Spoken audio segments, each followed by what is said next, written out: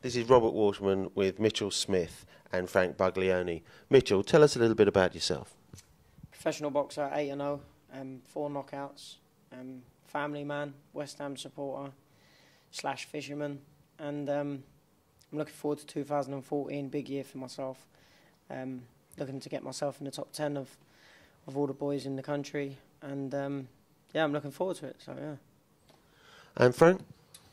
Frank Buglioni, professional boxer, current WBO European middleweight champion, super middleweight champion, and live, breathe, eat, sleep boxing. Guys, if we turn to Mitchell first, you're 8-0 with 4 knockouts. Last time you beat unbeaten Mark Evans. I think we interviewed you after that fight, but any thoughts since that time? There's a bit of talk.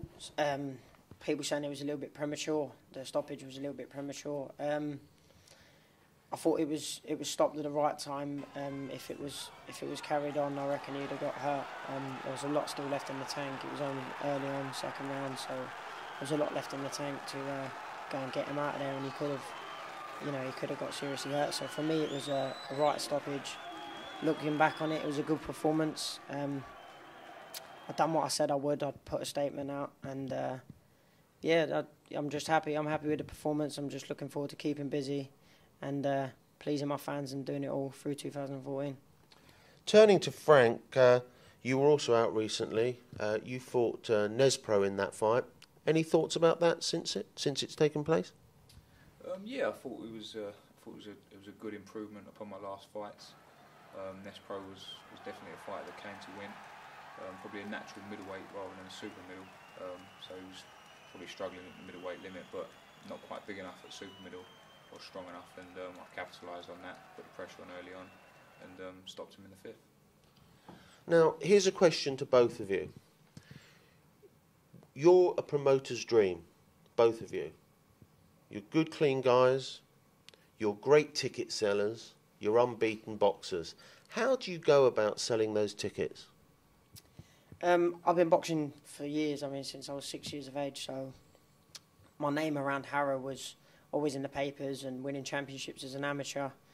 So I'm quite known to the local lot, and just the local lot just come and watch me fight. And obviously, the more from the start, I've been improving and performing well, and it's just been growing and growing and growing. And I'd like to think I'm quite exciting to watch, and my fan base has just grown, so yeah. Do you sell those tickets yourself, or you have friends or family doing that for you? I don't get involved in the tickets at all. I let my dad sort it all out, so my dad does like 400 tickets. So yeah, it just takes a lot of strain off of my back when I'm concentrating on training, and he helps a lot with that, so yeah. Same question to Frank. Yeah, I'm fortunate enough to have a good loyal support, and it's probably stemmed from my brother and my close friends. They'll come and have a good time, and they sing the songs, and they really sort of make the atmosphere. And I think people have sort of grown to that, and it's become a bit of almost like a cult night out. And they love the boxing. They come and enjoy the whole night. They see the boxing, and they do the after party and sort of all catch up with each other. So it's really grown from there. So the tickets are actually sold by your friends and family? Yeah, I would say sort of 50%, and then I do 50% personally, and quite a few people are buying them through the Team Buglioni website now, which is making life easier again. Going back now to boxing, Frank, you're ranked number 7 in the country. You're, as we said before, you're 12-0. You're in a tough division though in this country. I mean, we've got Carl Froch, George Groves, DeGale, Callum Smith.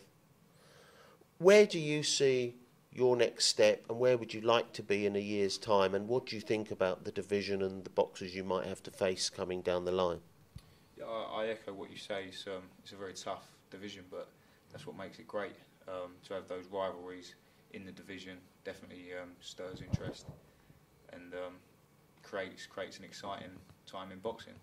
I'd say Carl Froch, in a couple of years, I think he'll be retired, or a couple of fights' time he'll be retired. And then you have Jules Groves and James DeGale at the top of the division, which is a good few years away from myself. But yeah, Callum Smith, Rocky Fielding, those are the guys that are on my radar. And I think probably next year, early next year, there'll be some big domestic clashes. Turning back to Mitchell, you're currently ranked number 12 in the UK. Looking at the top of your division, the super featherweight division, we've got Stephen Smith, Liam Walsh and Gary Sykes. It looks like Liam and Gary are going to have a fight-off on the 12th of April of this year for the British Championship. Where would you like to see yourself? I think you said earlier you'd like to see yourself in the top 10. But when do you think you would like to be in a position to think about stepping up? Because I presume your ambitions, you can tell me, are to step up to the sort of championship level. Yeah, I mean, I believe that my talent is ready for fighters like Liam Walsh and your Gary Sykes and your Stephen Smiths. I believe my talent is up there with them now. But it's about catching them at the right time. It's about being clever and actually taking the fight when you feel like you can, you know, really win it with sort of ease, sort of thing. It's about taking the step up in class when you feel like you can win it, not just feeling like you can be in the ring with them boys. So, I mean, I'm looking at a year from now being on the verge of British title, and maybe even having one. Keeping busy this year, getting the rounds under my belt, and as soon as I've got the 10 and 12 rounds under my belt, there's nothing else holding me back. There's, you know, straight in. Like I said, my talent's there. It's just working hard through 2014, getting the rounds under my belt, and as soon as I've done that, I'll win a British title. We're looking forward later this summer, hopefully, for a clash at West Ham between Tyson Fury and Derek Chisora. Now, you're a big West Ham fan. No doubt you'd be on that undercard. What would it be like for a West Ham fan to be playing at West Ham? I'd be great. I mean, the atmosphere at the games are unbelievable, and to actually go and box on the ground would be, you know, like a dream come true for me. My face is getting around West Ham quite a bit now, and I'm growing a nice fan base over there. And we had about 100 of the boys come down the other day to York Hall, and they were singing the chants, and it was unbelievable. So the more my face gets about, the bigger the fan base will grow. And yeah, I'm just really looking forward to what 2014 brings. Getting on that Upton Parkway would be unbelievable. Turning to Frank, unfortunately you're not a West Ham fan. I'm sure you want to be on the undercard, but you'd rather be playing at the Old Bridge. Well, Upton Park is renowned for its atmosphere, and some of the boxing shows that have been there before are absolutely superb. So, yeah, I'd love to be a part of that. Although I am a Chelsea fan, I'm hoping that the West Ham would support me if I box there. Have you always been a Chelsea fan, Frank? Yeah, I have, yeah. And if you had a dream team, what would that team have been? You know, what era, sort of? I mean, how recent? Or because I'm a Chelsea fan, but I go back a long way. Some of the players that I'd support, you may not even remember. Peter Osgood, Chopper Harris. Yeah, all the players my dad still talks about today. But no, I think the side that won the Champions League, and when we come through that competition, that was something special. That stands out for me. It's like my best Chelsea memory. Hope you'll be more loyal to your management team than Chelsea are to their managers.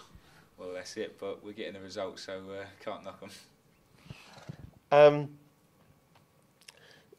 Looking forward, going back to you, Mitchell, and just talking about, you know, trying to get for the fans to get to know you a bit.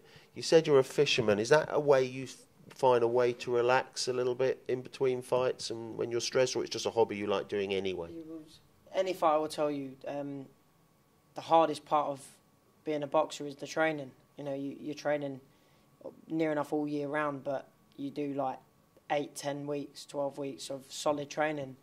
You know, you're putting your body through hell. You're putting your body through its pace, and fishing for me is something that I can do to switch off of boxing. I don't think it's healthy to be boxing, to have your mind on boxing all year round. I think it's nice to come away, and then you start to miss what you love. You know, there's no point being on something 24/7 because you'll get bored of something.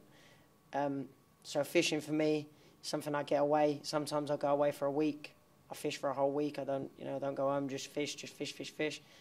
Something to switch off. So yeah, that's what I do. That's my hobby. I just love fishing. It takes my mind off of boxing. So when I go back to boxing, I can can probably go for it. I'm not really a fisherman, but when you say you fish for a whole week, does that mean like under canvas or and what river, sea fishing, course fishing? Lake fishing, yeah, lake fishing. Just take my bivvy and my bed chair and my quilt and my little disposable cooker, and I'm away for the week.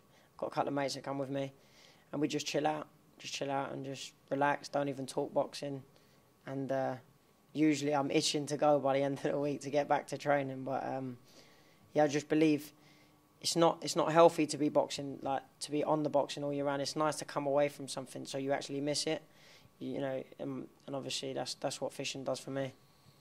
Moving back to Frank for a few minutes, you're not a fisherman, but you're a film buff. What sort of films do you really enjoy, and sort of tell us a few favourites? Yeah, I do enjoy watching films away from boxing. I'd probably say the old classics like the Godfather trilogy, Casino, Goodfellas, Shawshank Redemption. They're a few of my favourites, my all-time greats. But yeah, I like the modern ones as well. I'm enjoying The Wolf of Wall Street. Was probably the best film that I've seen recently.